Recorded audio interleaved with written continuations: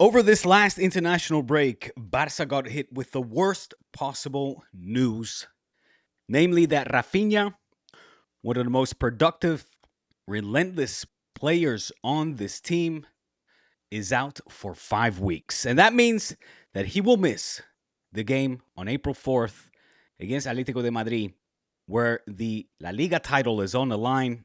He will miss the Champions League quarterfinal first leg on April 8th and the return leg on the 14th as well. So the question now is, can Barça beat Atletico 3 times strategically in 3 different contexts without the man who was giving them goals, who was giving them assists, with pressing, recovery runs, and that little O Capital edge? We're going to break it down, and joining me is Dan from the Barcelona pod, so let's get into it.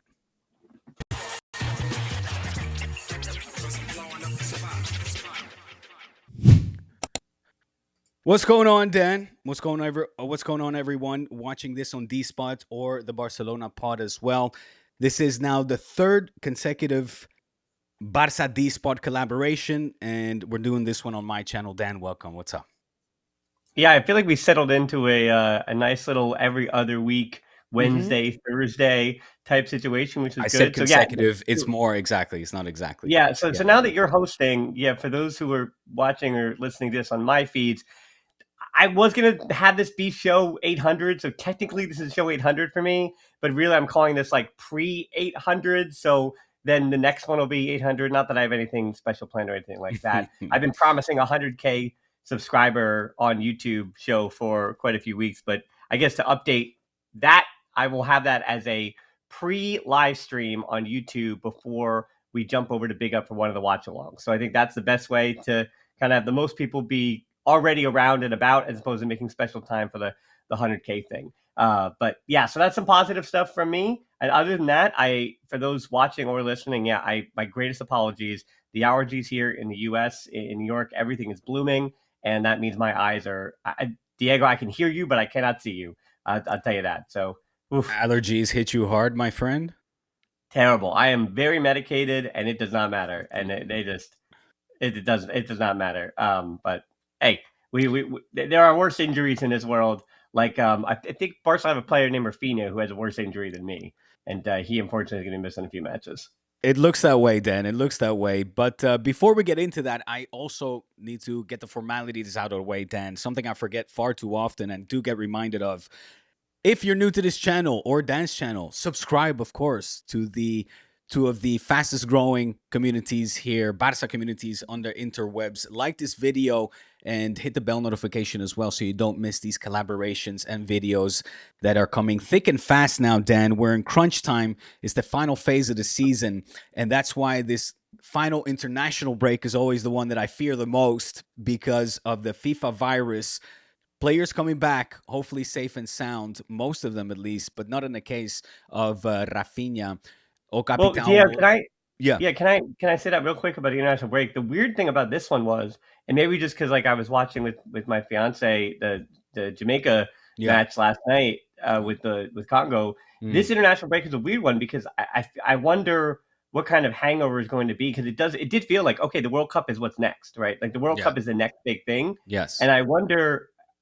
I'm bringing this up, but I don't think it's going to happen. I just was getting the sense like, well, now is the next thing that people are preparing for is the World Cup, or is the remainder of this season with the Champions League and all the league titles up for grabs? Is that still going to come back into focus? My feeling is that people, it just the snap happens, and I think people can flip that switch on and off. But I don't know. It was a different international break because like usually it's like, all right, well, this is to qualify for blah blah blah blah blah in year blah blah blah blah blah. But this one was like, okay, no, this is the World Cup. It is what's coming next. But it also is like, I mean, But club is still. You have so many people who just like the club stuff. the thing with these international breaks, Dan, is that they just never feel timely. They always feel ill-timed, and it always feels like Mm-hmm. you kind of wish. I don't know how they could restructure the calendar, but just kind of condense it all into one big international break. I'd rather have that than having these start stops for the club competitions. In particular, like I said, the reason why I fear this last one the most is because it's during the most important phase club wise of the season, right? You're trophies are on the line right now, and instead your key players are having to play friendlies or, you know, vital qualification games for the biggest, footballing event or just sporting event period of the world, which is the World Cup. But it shouldn't have to come at the cost of these players then being in the risk of injury and therefore having to miss the most important and crucial phase of the club, which is the case of Raphinha, which is the reason why I wanted to get you on and talk about this, because for Hansi Flick now, the dilemma is, how do I replace a player that brings me so much, not just offensively, because the numbers I'm going to get to in a minute, we know that Barça can win without a Raphinha. The stats back that. We know that Barça can score without Raphinha. The stats back that also. But the glaring reality that Hansi Flick now faces is that I am much more likely to concede a lot more in the absence of a Raphinha. So who is going to fill that void in 3 games that have different contexts? One, the La Liga title is on the line now on Saturday. Then it's the first leg at home of the quarterfinals of the Champions League. And then what awaits you in that second leg? Is it going to be a wide open game? Are you going to have to protect the result? That remains to be seen. But all of these in 3 different contexts against the team, Dan, that is probably best positioned to punish you for that weakness in Atlético de Madrid. So I get, Yeah, how do well, you see this, yeah. rollout come Well, I Saturday? think, I think fans might try to approach it and say, well, if you get a result in, you only need a result in 2 of the 3, but truthfully, each match is its own story. So you don't, no manager is going to approach it. Barcelona, regardless of how those matches happen, they're going to want to get a result in all 3. So it's not like, oh well, you'll take the draw in the La Liga and you'll make sure you win at home, and then you could even take a narrower loss in the away leg. Like, that's not how football works, right? It's like it's 3 isolated matches, and you have as much of a chance to win all 3 as you do to lose all 3. I know you're going to hit me with even bigger stats, but to me, the one stat that jumped out was life without Raphinha. Barcelona is 27-2-2 this season with him. 27-2-2. Without him, they are 8-5-1. And so that is a big enough sample size to be devoid of context. Raphinha has played just under 1,300. I think he's at 1,299 La Liga minutes or something this Mm-hmm. season. And Raphinha has only really been available for half the season. And I think that his unavailability this year has really led to what has felt like a very start and stop way of form, where last season the form that Barcelona had from, what was it, November to, what was it, yeah, February, where they just seemed to dominate everybody. They were flying high. They were in this great form, and they were they were unshaken. But this season, Barcelona's highs feel the same amount of highs, but then the consistency of those highs is not sustainable. And so I am not sure of the 3 matchups. I think, if anything, it behooves Barcelona now to have the middle one at home, if that makes any sense, where Yeah. coming back after the international break, the one Mm. on Saturday, I think it's just going to be nonsense. It's going to be, you just have no idea, right? Who's coming Mm. back with what kind of legs, with what kind of fitness. Mm. It's going to be, as we know, Barcelona's going to have to go out without Raphinha. Hansi Flick's going to throw something out there, and then Atletico Madrid's going to react to it.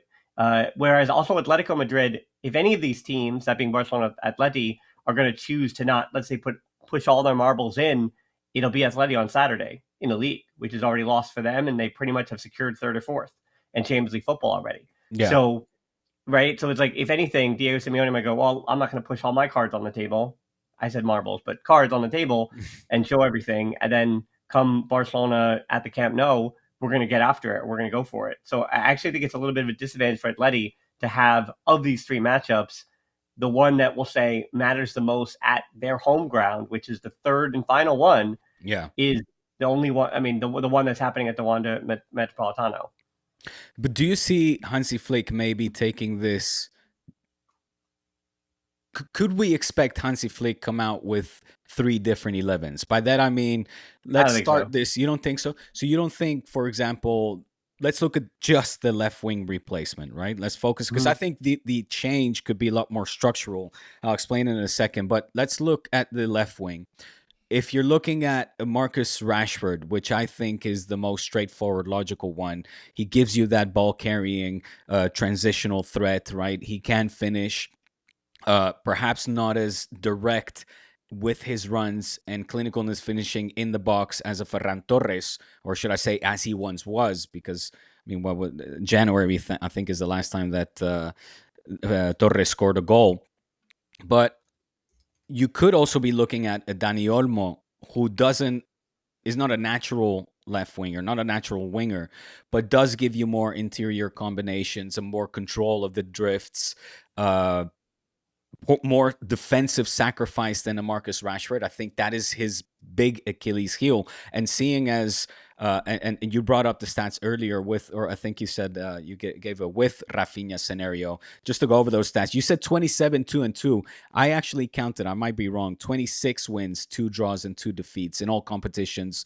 I With might have added one. 91 Possible. scored. So these are the full stats. 91 scored, 23 conceded, and 30 in 31 matches. That's with Raphinha. Without him, 10 wins, 1 draw, 4 defeats, with 37 scored and 26 conceded. That's in 15 matches. So that is the big number. Kind of what made my eyes pop out. Let's say, and I wonder if a Rashford is the right pick for each 3 of these scenarios: Liga, first leg Champions League, and second leg of the Champions League quarterfinals. I could see him taking more of a controlled approach this weekend at the Metropolitano. Say, I'm not gonna go.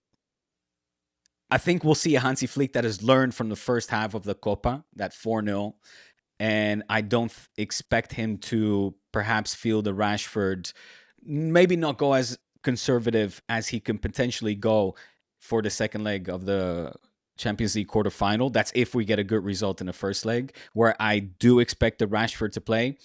But yeah, I guess what I'm getting at, where I'm getting at here, Dan, is that I kind of suspect Hansi to use 3 different formations or 3 different Mm. 11s. Yeah, I could see that happening. You don't foresee something like Well, that? yeah, I mean, again, maybe I think maybe I answered a little too quickly, but I am concerned because, again, you look back for Saturday at the matchup again on the road Yeah, for La Liga, and if I'm Hansi Flick, and Hansi Flick has been brave, that has been something that yeah. I've always wanted in a Barca manager, and that is what he has been. He's been brave, Hmm. and so I think the real question is it more brave to start Rashford, who has not been a starter and has even been losing minutes over the recent season? I mean, recent months, or is that braver, or is it actually braver to go with the exact same setup that last time you were there, you got completely blitzed, destroyed 4-0 in the first half because of all of those things that I mentioned. Without Raphinha last time and Danny Olmo on that left wing, it was consistent. And also Balde started that Right. match and he was consistently in 2v1 situations against Giuliano Simeone and Molina, which again, yes, Molina had the best. Permanently. It's so true. Yeah. Well, so yes, Molina did have the best match of his season in that first half. But my concern, and I do wonder. I mean, yeah, as far as trying to support that being almost a little bit better on that left side. Other than that, I mean, you can't change who it was. You can't change the personnel. So what's stopping Atleti from repeating not necessarily a 4-0, but what's stopping them from winning 3-1 in that over the course of 90 minutes instead, right? Like again, Mhm. I wouldn't expect a 4-0. I'd expect Hansi Flick to be wise enough and the players to play with enough pride not to have that happen again. But my concern is just from a tactical perspective with that emotion. I don't having Olmo at the left wing and inverting like that. I don't know what that solved. I think you're going to continue to have the same problems that you had in that first leg. So I Like just, yeah, sorry. Do you see your screen, Dan? now, Casido, I do see my screen, and Casido's screaming out to me. Again, Right. I've been Several not saying players harsh are. on Casido, but replacing Casido with Pedri and well, not Pedri, or and then I Bernal. say and Bernal Yeah, potentially even for yeah, De Jong in the situation because he's not going to be fully fit likely for Saturday. yeah, yeah. So you're right. Replacing Bernal and Pedri with Costello and De Jong for that situation could rectify so much of that because Mm. because yes, Costello just wasn't truly the answer in the rest defense. The rest defense that Pedri and Bernal give you could, in theory, make up for so many of those transition opportunities that Atleti provided. So I'm kind of answering my own question because I did. You're right. I did make an oversight that Costello started in that 4-0. So that might just be the answer. But it's And I'm kind interesting of talking because myself into that as we go along. I think, I mean, how many looking at, so just for those listening, I do encourage you guys to head over to the YouTube channels of Dan and myself, because what I popped up on the screen was the last, or I should say, the starting 11 that was fielded in the first leg of the semifinal of the Copa del Rey, which started, well, I'll just say it quickly: Garcia and goal, Koundé, Cubarsí, Eric Garcia, Balde in the backline, Casado, De Jong, and Fermin Lopez in the middle, with Dani Olmo as, let's call it, a fake, a false left winger, Ferran Torres, and Lamine Yamal. Which, yes, of course, that Atletico team caused all kinds of trouble for that starting 11. But I don't think we're going to see Ferran Torres. I don't think we'll No, see Casado. no. Obviously, Frenkie de Jong has pretty much been descartado, has been ruled off. Fermin Lopez, yes. Balde and Kunde, I'm not entirely sure of neither. It looked like I read a report that they're back in training, and it looks like they will be fit. I don't know if they'll be fit enough to start. Then, you know what I Well, when mean? that's been the case, we've also seen over the last two seasons when Kunde is he available and he's on the bench, Flick starts him. And when Balde is just coming back from an injury and Mm, seems fit, Flick generally does not start him. So if mm. I had to if they're both fit in a way and they're both ready to go, it's Kunde I think he'll start, and Cancelo will keep his spot for Balde. That's what my gut would tell me because that's what Hansi Flick has consistently done with those two over the last two seasons. Right. So let's see if we can agree. Lamine Yamal will obviously start. I Yep. think Lewandowski will play alongside, and the third one for me, I think right now we might see Olmo. Uh, Yeah. You've talked me into it. hmm. And that's not to say that we will see him very active here on the left side. I do think we'll see Cancelo have to make a lot of runs both up and down the pitch. So comes down as well, the midfield. Clearly, I think Fermin Lopez will be playing in that false 10 role, let's say, or as a 10. Um, Pedri and Bernal in a double pivot.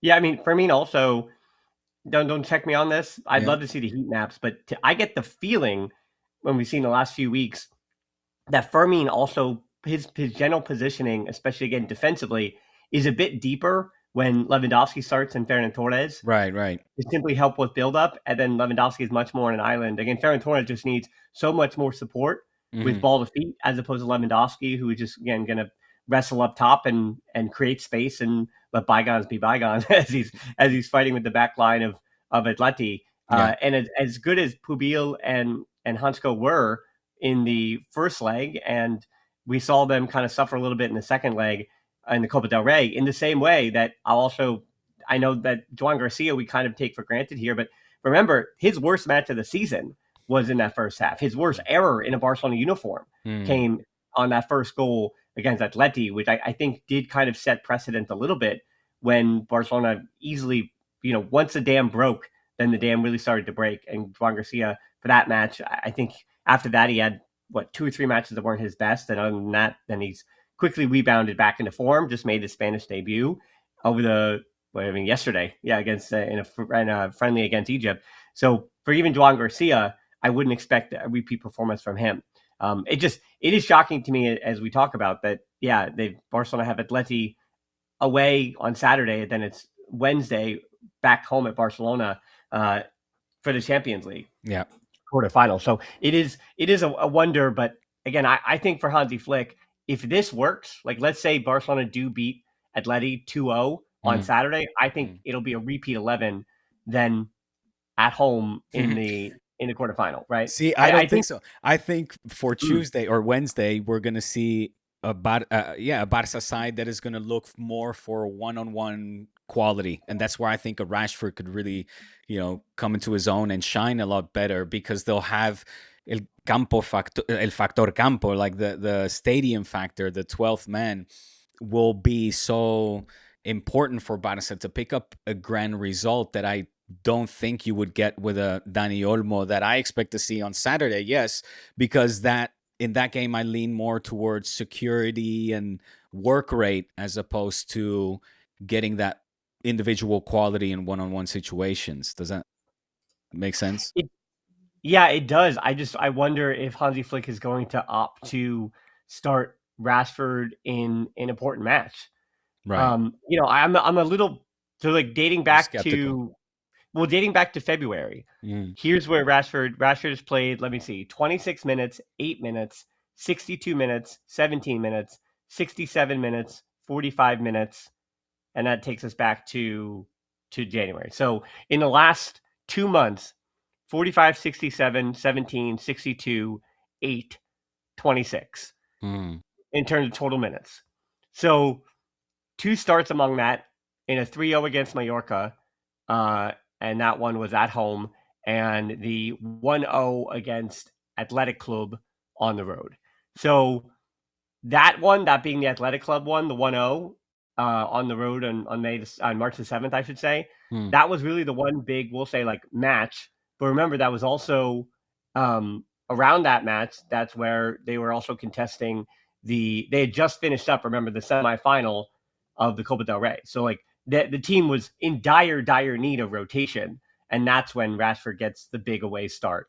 My gut though is that Rashford is not going to be trusted, and I'll also throw in here that I do wonder how all that news being circulated in the Yeah. Catalan paper, like Mundo Deportivo and Sport this past week, not say they affect Rashford, but it seems like every week we jump back between him being 1 foot in the door to return to Barcelona, and now this last international break has been. It seems like he's got 1 foot out of the door. That Barcelona are obviously going to prioritize other things, and if Man United aren't going to be able to, let's say, work with Barcelona, and Rashford's unable to get those wages down, like he's just going to be too expensive of an option. Because we talked about the 1-to-1, and I get into the weeds on this and the nerdy parts of it, but like numbers matter. Like this isn't amorphous, right? Like the Liga sets the wage limit based on your revenue, right? And so for Barcelona, they're looking at obviously getting Lewandowski off the books, restructuring that deal. We've heard that Ferran Torres, his salary of what is like 13.5 or something like that, would likely also be coming off the books. Okay. So if you're swapping a 13.5 million euro salary for Ferran Torres, but you're swapping that out with whatever number 9 you need to bring in, whether that is, I mean, Alvarez is going to likely look like for 18 million or something like that, something comparable to make that move. Or you're talking about like an Asllani, which may be taking like an 11 or a 12, right, coming over from Hoffenheim. But even like a Bastoni is going to be around the Koundé number, which is 14 or 15, right, around Araujo or Koundé. If Araujo's gone, sure, maybe you're swapping some of that out. But then you're also needing to make sure that, or hope that by getting back to the 1-to-1, again, this is about money you're spending, not just about the wage bill. Like that, those are, kind of Yeah. two Yeah. different things that work See. together. See. So, See. See. See. so if your revenue is high enough to also fit another 14 or 15 mil for Rashford into your wage bill, great, awesome. But there is nothing in the last few seasons. I know that Barcelona's back in the Camp Nou, but for that to be reflected in a higher wage limit set by the Liga to fit all 3 of those potential players in there. And yes, I went big with saying Alvarez and Bastoni and Rashford, but again, I don't think that trio is all going to fit in even a heightened wage limit from the Liga. So for Rashford, even this deal, if Barcelona, this is what came out, with that 30 million euro release clause that Barcelona have to activate by June 15th. If Barcelona decide to activate the option, the payments can be spread out in 3 installments of 10 million in July 2026, 27, 28. But again, that is just the transfer installment, right? That is just and then you're also, again, paying amortization on whatever contract it is. So I'm just getting the sense that these Catalan papers are leaking the fact that Barcelona is saying, this player, I know that it seems like there may not be another option out there, but if we want to take care of other spots in the squad, then we're going to have to make a concession, and Rashford might be the concession. Yet, we just talked about Raphinha, and my gut is now telling me that he's a 30-year-old who then missed half of this season. And with the style of play he has, there's this weird push and pull with Raphinha. Are you going to get 3 good years out of Raphinha still with his level of play? Or is left wing going to very, very quickly become a spot that you're going to need not only a backup for, but a true cover, where instead of Raphinha being the starter, the consummate starter, which is what he is today, and then a backup, you might need an A and a B, as opposed in the way that right now, Ferran Torres and Lewandowski. I know Lewandowski has recently taken the starting job, but like it's not right. That's an A-B situation. If Ferran Torres could figure out how to hit water by falling out of a boat, aka a goal, then Ferran Torres would be starting for Barcelona right now. So I'm just pulling up Raphinha's age. Didn't realize that. Yeah, that's 29 years of age. He'll be 30 in December, right? Yeah, so, and in his 30th season. Now, the good thing about Raphinha is he also, he didn't really have his big, we'll say, breakouts at Sporting CP and Leeds until he was 26, 27. Right. And then he was a late bloomer. Yeah. Correct. He didn't really break into the international team until I think he was around 27, right? I mean, yeah, it's been about 2 years for him since he was like really getting consistently those starts even for Brazil. So in the case of Raphinha, it's like, yeah, I mean, he's not, he probably played, this is me just speaking out of my bum here, but how many major minutes or how many thousands of minutes less did he play at the age of 23 in huge tension, big moments than Lamine Yamal did Lamine Yamal's 18. So it's just like, it's unprecedented, but you get my point here, right? The point is understood. Yeah. It's a good point. It's a good point. Listen, I would like to think that as I pulled up just his injury stats here, 5 days now. Sorry, 5 days. 5 days, yeah, since returning from the international break. Again, this is supposed to be 5 weeks. I would like to think that Raphinha has shown as well his personal, not just commitment to the club, but I would say almost like his playing for Barça was a lifelong dream for him, right? Sorry, didn't mean to knock you. There you are.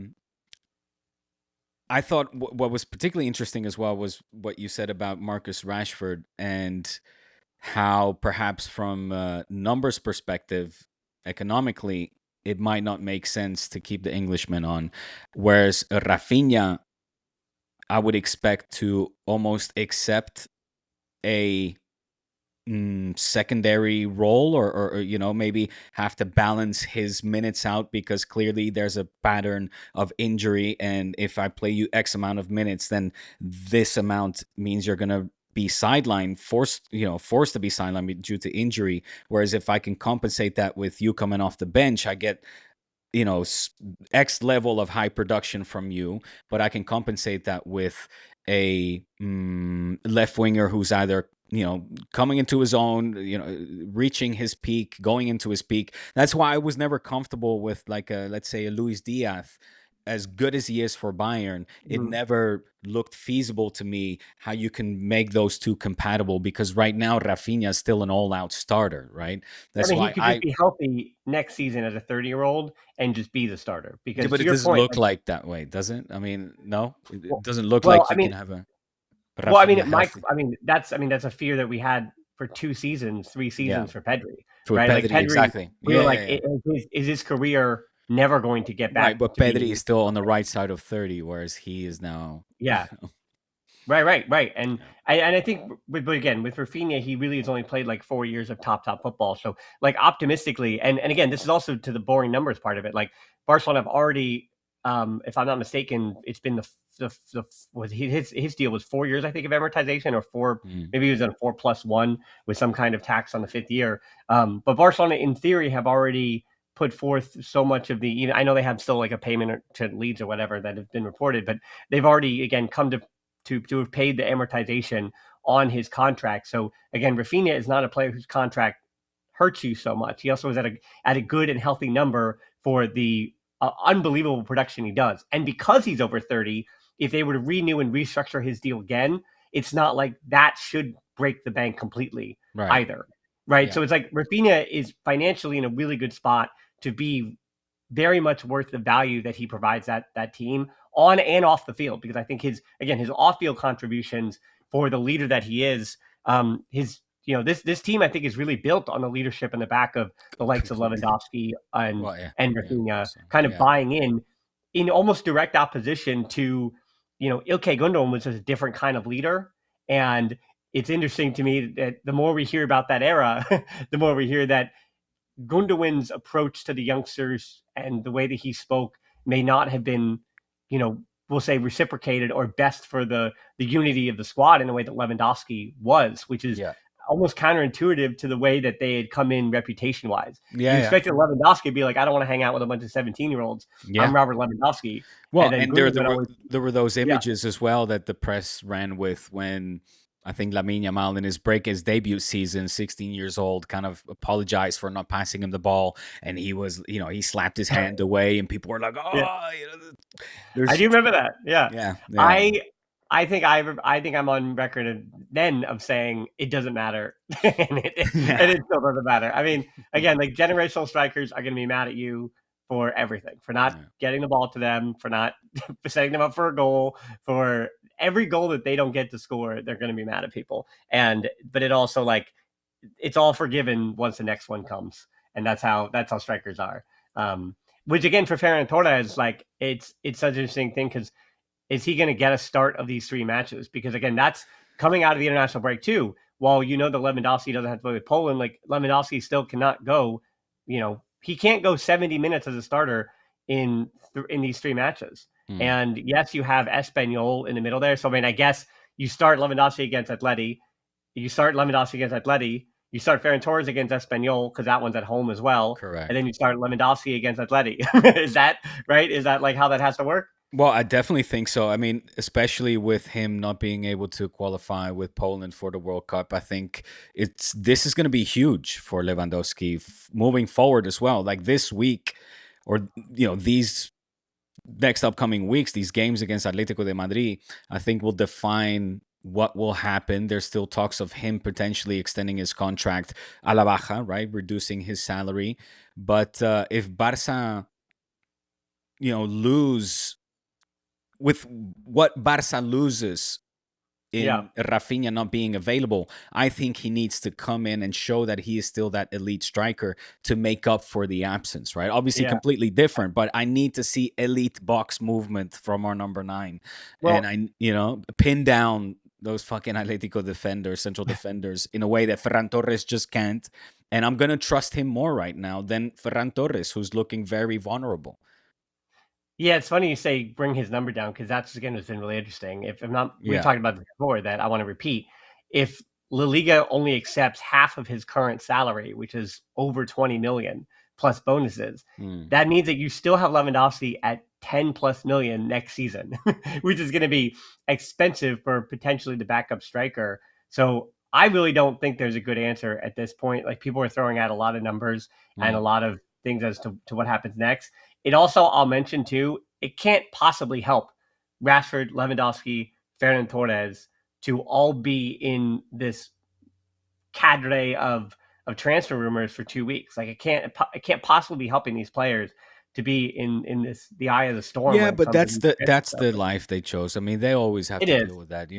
That's just how this industry works. I mean, it's It is, but my thing is, it does affect certain players more than others, yeah, and I think historically it has affected Ronald Araujo and Ferran Torres more than it has correct. affected other players, For sure. right? Like For again, sure. Harry Kane might be in it with Bayern Munich, but Harry Kane's just going to keep scoring goals. Yeah. Like you could tell Lewandowski anything. You could say, hey buddy, we're actually probably we're going to cut bait. You're heading to Saudi Arabia or you're heading to I'm trying to remember where else he was. Oh, with Juventus, like wherever it is, we're whatever. And Or Lewandowski's like. Atletico win a league with them. Fool me once, shame on David Villa. Fool me twice, shame on Luis Suarez. Fool me 3 times, it's not happening again with Lewandowski. No, no, no. I don't know. We'll see. But yeah, like I said, just to go back, I'm really hoping to see a Lewandowski that will, because his wife has a store here that she recently opened in Barcelona. There's all this kind of, let's say, also extra deportivo, things beyond football that link them to Barcelona. Like they love it here. His wife loves it Mm-hmm. here. So I don't know if Oh, you have to. Diego, did you just say a player loves living in Barcelona? I Yeah, can't no, believe it. I mean, there seems to be more integration within Yeah, the yeah. Well, social the structure only there. thing I'll push back on too about Saturday, Mm, um, I mean, I don't mean to put you on the spot here and quiz you, but mm. can you possibly guess the in accumulated minutes for the Barcelona internationals on the international break?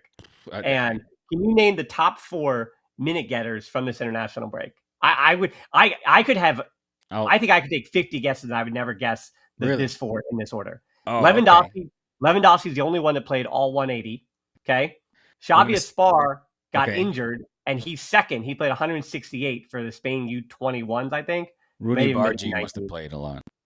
Who did? Sweden. Rooney Bargi.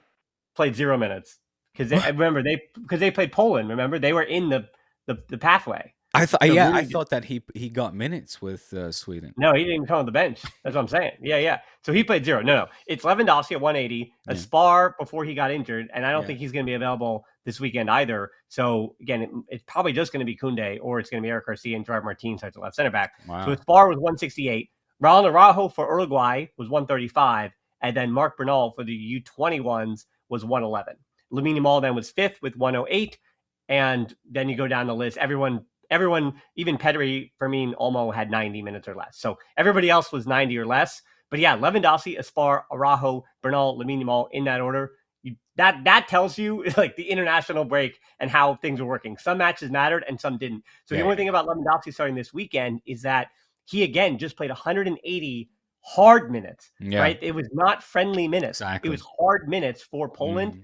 So maybe we need to actually switch our thinking and say, I guess Ferran Torres, Barcelona is 4 points up in the Liga. You're going to start on Saturday at the Wanda Metropolitano, where he actually does. I know he hasn't scored since January, but Ferran Torres does have a pretty decent scoring rate at that stadium heading back a number of years. So maybe it is Ferran Torres this Saturday, and then on Wednesday, it'll just be Lewandowski, go all out at home, get the job done.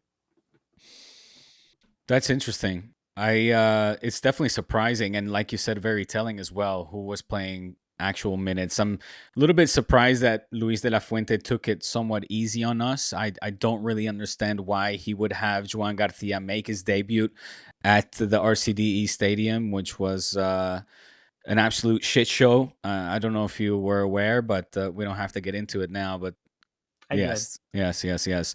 But listen, I want to still keep our focus a little bit on this trilogy that awaits. Some of the key matchups. Lamine Yamal is always crucial, of course. How do you see the duel between Atletico's left side pan out? Do you see him receive the ball facing goal? Do you foresee a tougher matchup for him if he receives the ball with his back towards goal? Yeah. Is he? I mean, I guess like how do you see Lamine's performances impact these games differently in the different contexts, or is he going to be the all-out star and just be looked at by his teammates as the savior and get the ball to Lamine and kind of try to get the fuck out of his way, sort of thing? Yeah, well, it's going to be interesting. We've been talking about this for a few weeks now, like Mm. if he's going to come inside at all and what that looks like. I think Yes. for Atleti, as much as we've been talking about lacking Raphinha, like Atleti and Diego Simeone over recent weeks, when he's found the mixture that's worked, it's obviously worked to perfection. But there's also been some matches in recent weeks where it just, either they've limped over the line or it hasn't looked right. So if Ruggieri gets the start, it might not look right against Lamine Yamal. And if Lamine Yamal drags or comes in center, is it going to be? I mean, Cardoso just got, I believe he was re-injured with over the international break with the United States, or he was already kind of limping coming into it. So I don't think Cardoso is going to be available for this Saturday either. And then you have that means more major minutes on Koke, or do you start? We talked about this. I talked about this, I should say, with the Atleti and Atleti supporters, but like Rodri Mendoza. Is that going to be too big of a moment for him? Obed Vargas, is that too big of a moment for him? So that and even the defensive stuff without Griezmann now, and you can correct me on this. I know he signed for Orlando City, Hmm. for the summertime. Yeah. So what is that going to mean for him? I think that just means that Diego Simeone is just going to play him into the ground until he's mush to come to the United States. That's what I'm thinking. But again, it's also for Griezmann. He's got 1 foot out the door. And so does that mean that Atleti is going to be phasing him out? That's going to be more Baena. But Baena also does not have the same defensive acumen that Griezmann does. Yeah. I mean, at this point, Alvarez finding ways to score again. I mean, other than Lookman and Alvarez, and then I mean, I guess Marcus Llorente, I'll give him some credit here. Other than that, like Atleti does not really, they don't. It doesn't shake my bones. Like Simeone puts in a good shift, but I can't. We can't. And that's the thing about Barcelona too, and Hansi Flick being brave. If I'm Hansi Flick, I can't be not say too troubled by Simeone, but I mean Giuliani Simeone, the player, but I can't be executing a game plan and saying I've had sleepless nights because of Giuliano Simeone. No, you have to just go out and because stylistically for Barcelona, you have to inflict your will on that team. Well, And yeah. that Simeone is going to kick you. He's going to put in a good shift. He's going to work hard on that right wing with Marcus Llorente. And, that right wing is going to be a problem.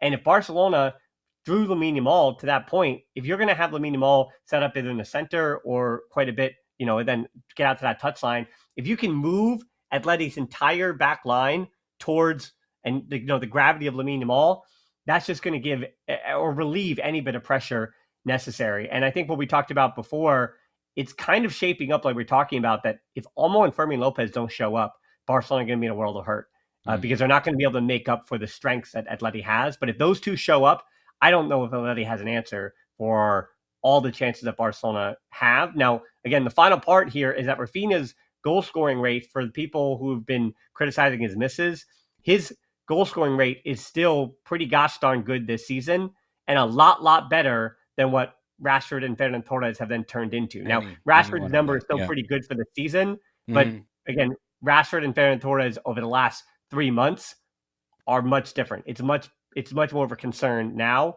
And Lewandowski, other than getting the brace, he also hadn't scored right since January until he got that brace right before the international break. Hmm. We for 2 months this team was offensively carried by Lamine Yamal, and then Absolutely. Fermin banged in a few goals. You got, well, I should say, and Marc Bernal, who's Mm, had 5 goals in 10 matches. So that's crazy. Marc Bernal's been scoring, and I guess it doesn't matter, right?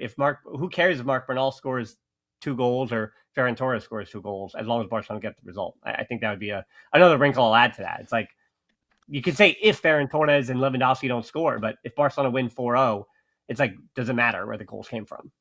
Yeah, I just don't. I don't foresee a scenario where Barca don't concede. I know that the last game, Barca did very well, also defensively to stop Simeone's men from having the ball and really creating real chances on Joan Garcia. Even though Lukman did have several breakthroughs, I think definitely one or two that even hit the post. But He's the guy I'm afraid of, by the way. yeah, Like I know I said that's I'm the thing. not. You don't have a sleepless night about Simeone. I do think Lookman should keep you up Dude. because Lookman He he's the X gives you factor. he is. He gives you that one-on-one just pure acceleration and danger from a one-on-one scenario. But I think really Simeone has built this team in a way where they now have multiple ways that they can hurt you. And we saw that in particular, that became so evident in that 4-0 where you have Julian Alvarez that can run in from behind. So basically build up behind your press. You have Griezmann that is much more subtle, definitely not what he used to be, but more subtle in his build up. He drops, links, and sees passes before his other teammates do. I think he's quite underrated and one of the better players, really, if not the standout player in the games against Barca. It almost feels like he plays those with a chip on his shoulder.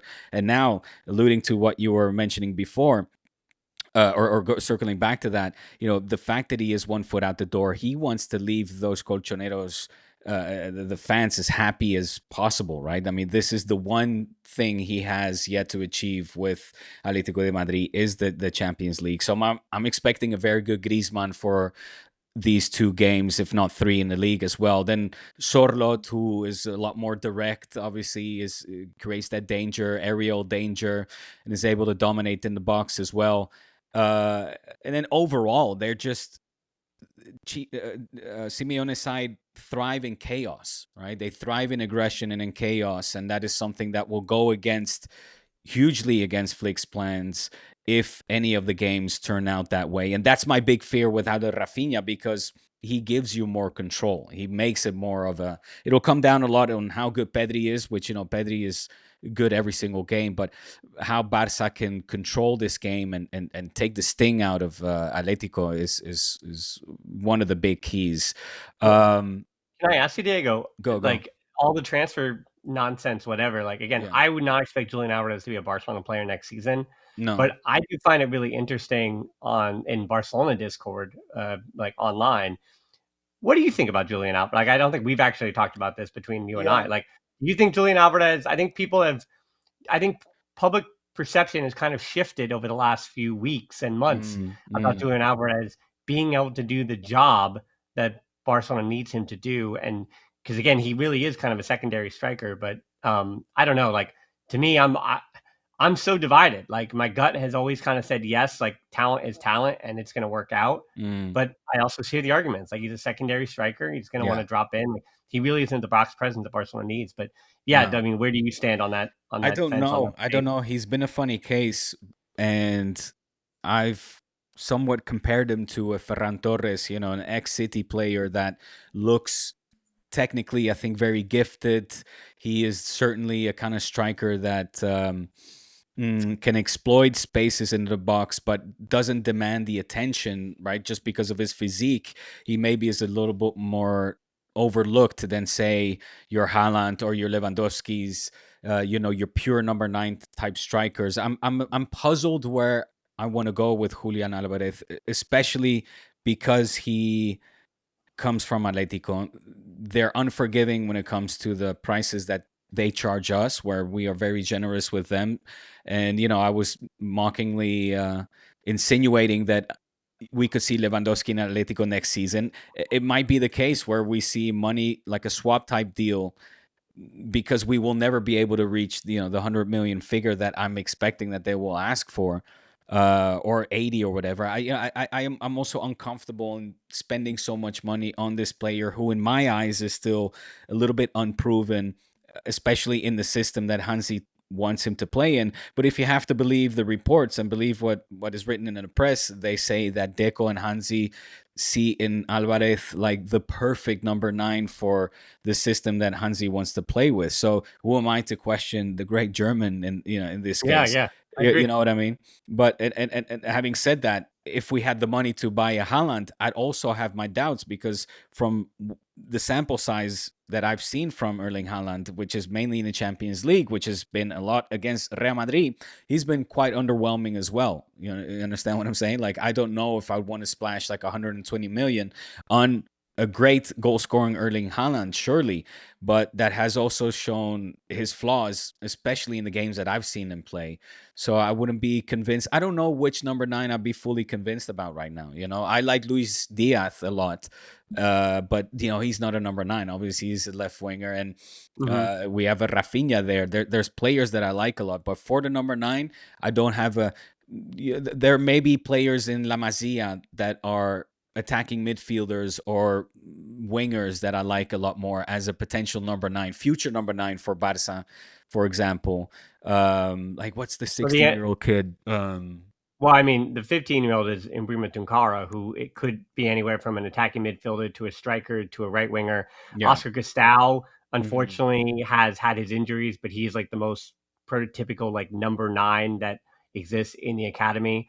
And I mean, like Guille Fernandez played as a false nine for Barca Athletic, but that's Right. probably not his best position. Tony Fernandez was called up to training this past yesterday because of the Raphinha injury. So like there are quote unquote like options through La Masia, but nothing to talk about potentially even next season. No, I think definitely everyone's not. going to need at least a season or two or three in terms of those number nine options. But yeah, you talk about, as I've said, we've thrown out other names like Azlani, I've said, from Hoffenheim, and guys that are likely going to be more like a 40 million, but they're so unproven that for Barcelona, for you to win trophies, like your number nine's got to get you 25 to 30 goals per season. That's just Like, like a fact.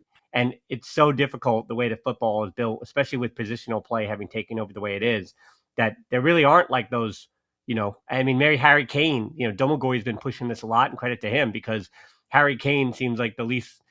Yeah, I mean, sometimes the most obvious answer is the right answer, and I think I keep going back to maybe Harry Kane for 3 years or 2.5 years is just the right answer because again, when it comes to Pedri and Lamine Yamal and Kubarsi and Bernal, like again, you never know. Like, yeah, for the next 10 years, it'd be great to get a striker that's going to be in the same generation and to be able to whatever lead the line forever. But that's not how football works. Like football is like who are your best 11 in this season to help you win a Champions League, and you never know what's going to happen in the future. And when you can get there, you can get there. And I want to go back to the point too, where I had a video on my channel last week about Bastoni and the other center back options.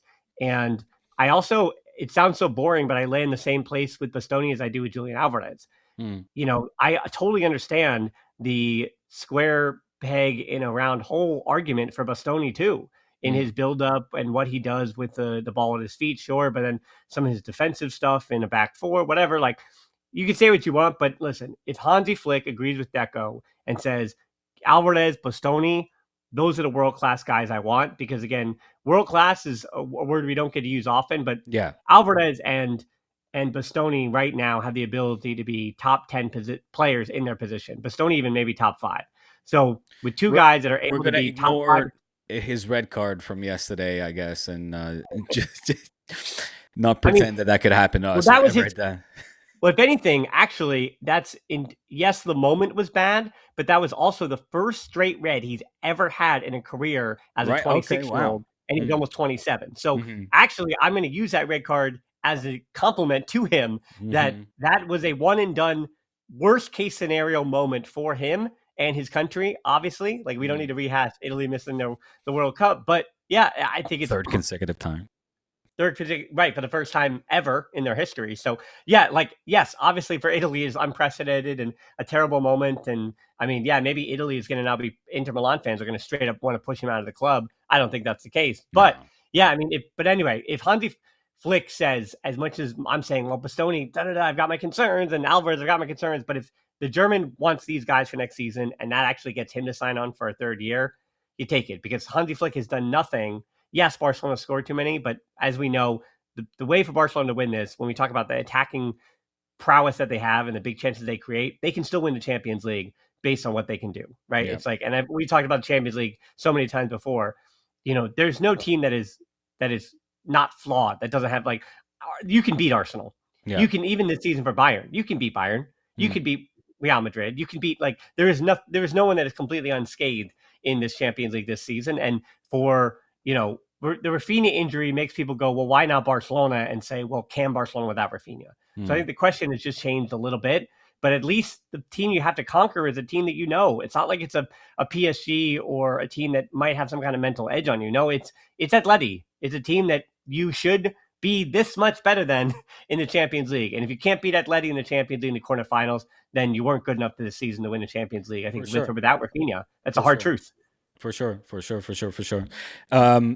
Quickly, I want to circle back to these forwards that we were mentioning in the Julian Alvarez conversation, even though with the Bastoni, I have something to say as well. But did you mention Ebrima Tunkara? Was that one of the names that was the first name I always That was the first name you said, yeah. So I was thinking, I wanted to say Destiny, but Destiny's a lot younger. I think he's like 11, 12 years old, right? He's like 12. He's 12 or 13. Yeah, I think there's 13 this year, yeah. Which, he's off the charts. I mean, you guys have to go look out his highlights if you haven't seen him score goals. Young kid with the name of Destiny. Absolutely love that.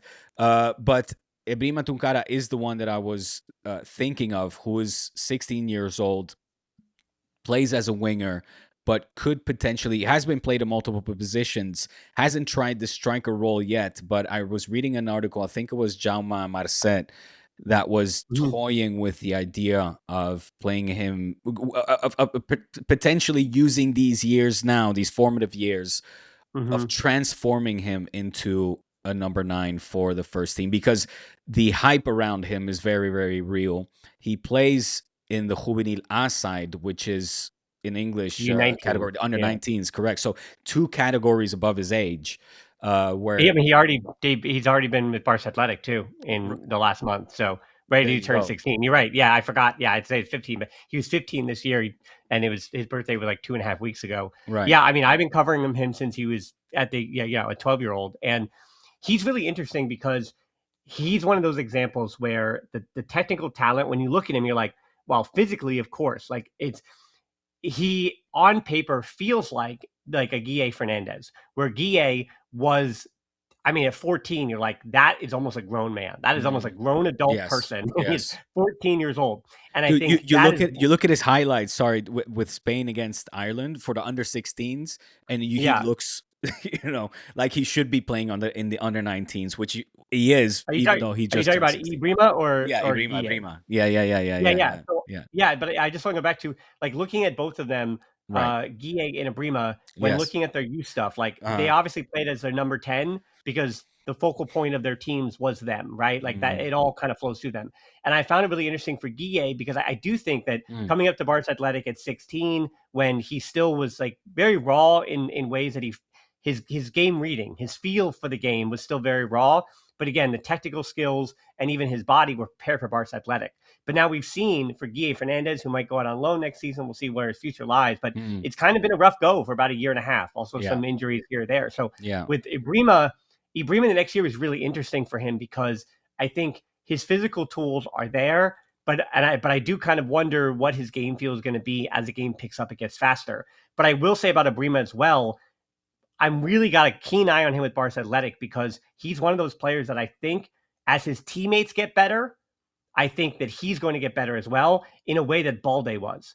Mm. Because and I know I keep mentioning players that are obviously that, of a similar complexion, but Balde, when I saw him with the what was it, the U16s, Cadet he was 14, 15 at the time. He's playing with the U16s, and he looked better than his teammates. It was like that kid had first team potential, whatever. He gets hurt, has a shoulder injury with Barca Athletic when he was, I think, 18 years old. But he was already playing with Barca Athletic. I also had some time when he was 17 playing with the U19s. But there was this thing about that was just like, yeah, he has these moments, but what is it? Where's it going? Whatever. And I know people say that about him now, but again, I always say, you've said the word. I've already used too many bleeps. So I always say like F off for everyone who says like, sell Balde. Like I always tell you, like, if you tell me you want to sell Balde, sorry, a little side here. If you want to sell Balde, you don't watch enough football. That's what I say, because left back is such a gosh darn hard position. And if Yeah. you're trying to ship him off, like you're not understanding that Cancelo is an exceptional left back, like in build up talent with the ball at his feet, right? And so, replacing Balde is almost impossible for the number that you get him at. So, from a financial perspective, like you also have to hope that as a 22-year-old, he's going to continue to improve. But anyway, for Balde, the minute he entered the first team in his first year with better teammates around him, it looked fine, right? And I think Ibrima to me might be a similar case. You put him with better players around him Mm. and less is on his shoulders, which ironically enough, if you played him as a number 9, there would be more on his physical shoulders. Mhm. True, as a 16-year-old, 17. But yeah, to me, I think he's going to do preseason with the first team next season, and I think he's going to need a full one more year of seasoning, that being Ibrima Tunkara. It's just like the decision making is there. He knows what to do. It's just like the speed of those decisions. And at first team level, it's a bit faster. But that's a real question, right? Yeah. Barcelona, they need it now, right? And I think we talk about it. I used to talk about it, Frances, for years, that Hmm. sometimes the talent isn't there. Like in that Carlos Alenia generation, Yeah. there just wasn't the depth of talent that Barcelona kind of, they didn't. Not only did they not need that generation, but also they didn't have the right timing, but they also didn't have the talent. And this group now, again with Lamine Yamal and Kubarsi, whatever, it was the perfect confluence of the talent was equal to the need. And now that the team is kind of full with those academy kids again, like we're going back to that place where you really truly got to be special. And I'm not like disparaging like Ilas Komash, who is doing well with is he at Villarreal now, or is he? I know With he left for Celta, no? Villarreal. Huh? Oh, Ilias. No, he's with Villarreal. Yeah, yeah, yeah, yeah, yeah. Yeah. So yeah, Yes. right. So while he starts Xavi Hernandez's first match managing Barcelona, but for me, he was always like a kind of a B plus tier talent. Yeah. But Barcelona needed him to be a bigger talent than he was at the time, and so there are other players that it's like, well, they weren't an A talent, and now I think we're getting back into that place where even Tony Fernandez, like I think Tony Fernandez, if it was 2021, 2022, he would clearly be with the first team. But there's just too much depth and talent again now back with the first team because again the talent in La Masia has been it, and then the money has also kind of been better than it was obviously in 2021. So Tony Fernandez Enter isn't getting the same chance he would have. enter the uncomfortable topic of Dro Fernandez. Not part of the Fernandez cousins, but True. yeah, another Fernandez who, for that reason, said, I'm going to pack it up and went over to QSG. Listen, with all that being said, all of these names that you're dropping coming up, and also talking about this luxury problem with having this overbooking, perhaps you could call it or label it as, in the midfield in particular. Uh, Before we're signing off, because we're on the exactly hit the hour mark now. So I want to wrap it up slowly but surely. But it did remind me of a little young man that is back with the squad, who we love. He's a fan favorite, and that is Gavi, who could play potentially an instrumental part in this final stretch of the season and could be vital as well if he's healthy. He's obviously been out for a very, very long time.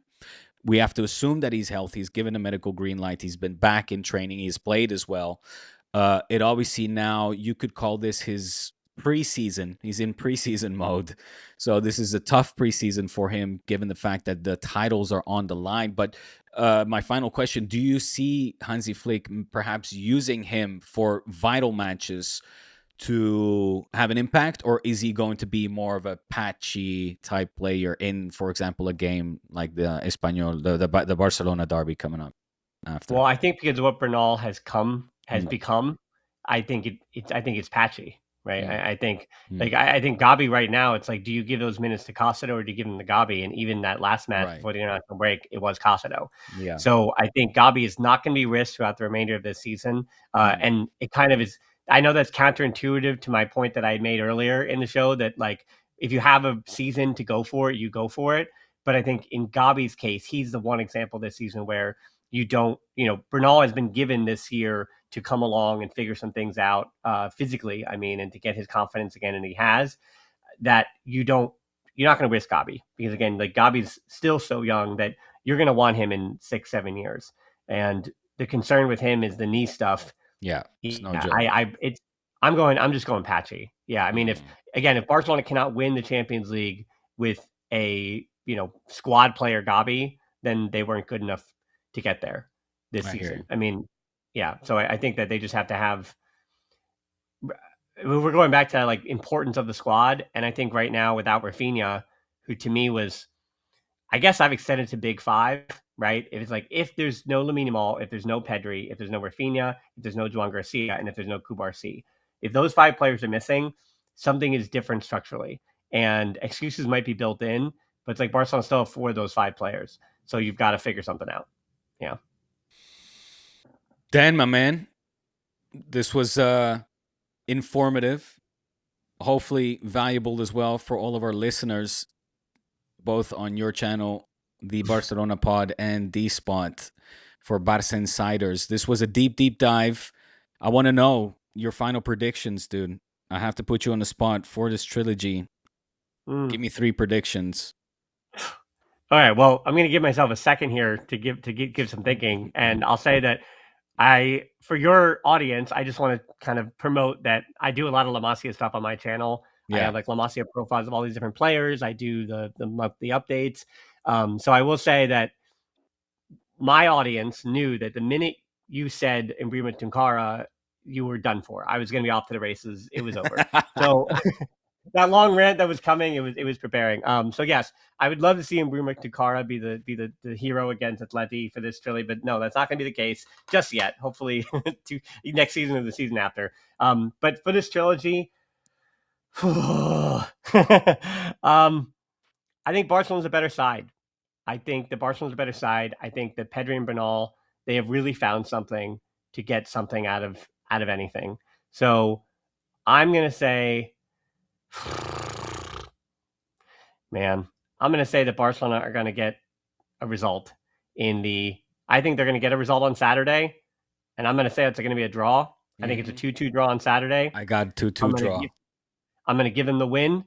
I mean, things could also change in terms of personnel between now and then. Who knows? But at this, before knowing anything, I'm going to give them the win at home. I'm going to give them a 3-1 win, and Nice. I'm going to give them and then I'm going to give them a and then I'm going to give them a I'm going to give them a 1-0 loss at Atleti to make the semifinal of Champions League. Okay. So there you go. I got a win. No, sorry. I got a draw, win, draw. I think we're going to win. I had 2-2 this weekend. Then a 4-1 win in the first leg. And I'm leaning either 1-0 draw or 2-0 draw in the second leg. But yeah, I'm expecting them to go full throttle and take full advantage of the first leg at the Spotify Camp Nou. I think that'll be the difference maker. And I don't They're still expect us to unbeaten. lose. Yeah. Barcelona is still unbeaten at the Camp Nou. Yeah, exactly. Like people are pushing back on the stuff and the atmosphere, but hey, the results back it up. They were not in that stadium for a long time, and they're excited to be back, and they have not. They're unbeaten there, so that matters. That does matter. That's that goodness for the soul. All right. Now, both Dan and I want to hear from you guys watching. Give us your best 11s for these upcoming games. That's April 4th, April 8th, and April, I think, the 14th. Let us know as well. What do you think is the bigger loss? Raphinha's goals or Raphinha's tactical discipline? Hit us up in the comment section. Like, subscribe, and share. And we'll catch you all in the next one. Peace out, folks.